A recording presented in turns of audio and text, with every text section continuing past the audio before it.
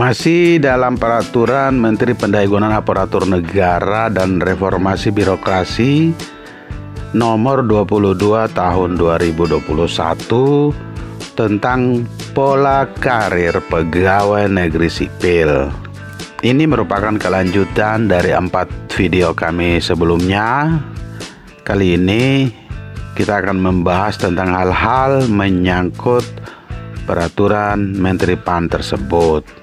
Pada video sebelumnya kami telah membahas tentang beberapa pengertian yang tercantum di dalam peraturan Menteri PAN tersebut. Di antaranya adalah apa itu keadilan.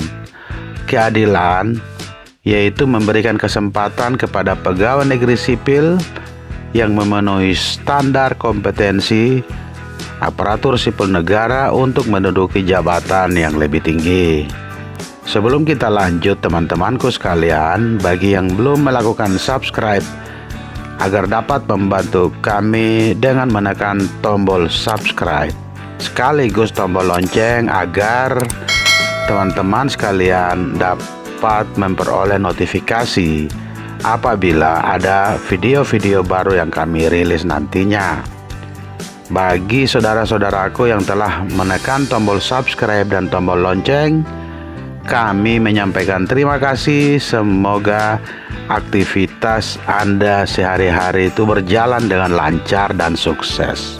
Pengertian yang berikutnya adalah nasional. Nasional adalah bahwa seorang aparatur sipil negara, bahwa pola karir pegawai negeri sipil itu dapat mendorong persatuan melalui rotasi dan mutasi antar instansi, baik di pusat maupun di daerah. Tujuannya sebagai perekat negara kesatuan Republik Indonesia. Dengan pola nasional, seorang dapat ditempatkan di mana saja dalam wilayah negara kesatuan Republik Indonesia agar pegawai negeri sipil tersebut dapat berbaur dengan tujuan sebagai perekat negara kesatuan Republik Indonesia. Pengertian yang selanjutnya adalah rasional. Rasional adalah pola karir itu dilakukan sesuai kebutuhan masing-masing instansi. Jadi rasional, jadi kebutuhan instansi itu dilakukan untuk mencapai visi yang telah ditetapkan. Jadi pola karir seseorang ditempatkan berdasarkan pertimbangan yang rasional, mencapai visi yang telah ditetapkan oleh organisasi atau instansi tersebut. Yang berikut adalah ruang lingkup dari pola karir. Jadi ruang lingkup dari pola karir itu meliputi, yang pertama adalah jenis jabatan, yang kedua adalah profil pegawai negeri sipil, yang ketiga adalah standar kompetensi aparatur sipil negara, dan yang keempat adalah jalur karir. Yang pertama menyangkut jenis jabatan. Jadi jenis jabatan yang ditetapkan dalam pola karir adalah A. Jabatan Pimpinan Tinggi JPT. B. Jabatan administrasi, dan C adalah jabatan fungsional. Jenis jabatan yang menjadi sasaran dari pola karir itu adalah jabatan pimpinan tinggi, jabatan administrasi, dan jabatan fungsional. Yang kedua menyangkut profil pegawai negeri sipil. Jadi apa sih yang dilihat dalam rangka pola karir ini dari profil? Itu yang pertama adalah menyangkut data personal pegawai negeri sipil yang bersangkutan dilihat. Jadi pola karir itu memperhatikan yang pertama data personal. Terus yang kedua adalah menyangkut kualifikasi pendidikan. Apakah sesuai dengan standar minimal yang disyaratkan atau tidak? Rekam jejak jabatan. Jadi misalnya seseorang yang sebelumnya menduduki jabatan, misalnya sebelumnya adalah eselon 4 atau dia merupakan jabatan ahli muda, itu untuk naik ke jabatan yang lebih tinggi itu dilihat rekam jejak selama dia menduduki jabatan. Apakah cocok, apakah dia berprestasi, apakah dia mampu memberi warna terhadap organisasi, sehingga itu kalau memang itu baik dan ternyata penilaiannya positif, berarti dia bisa diangkat ke jabatan yang lebih tinggi.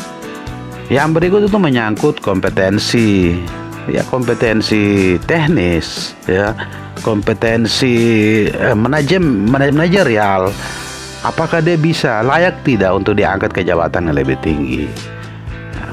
Terus riwayat pengembangan, riwayat hasil penilaian kinerja selama dia menduduki atau dia bekerja. Apakah dia layak untuk diangkat? Apakah dia layak untuk dikembangkan karirnya atau tidak? Terus yang selanjutnya adalah menyangkut pendidikan dan pelatihan.